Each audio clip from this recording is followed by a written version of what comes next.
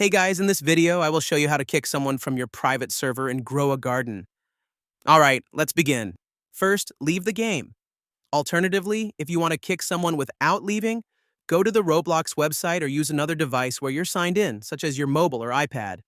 Select Grow a Garden, but don't click Play yet. Click the Social button and choose Join Friends. On mobile, tap the Social button at the bottom and choose Join Friends. Find your private server, click the three dots, and select Configure. Go to the Friends Allowed option and turn it off.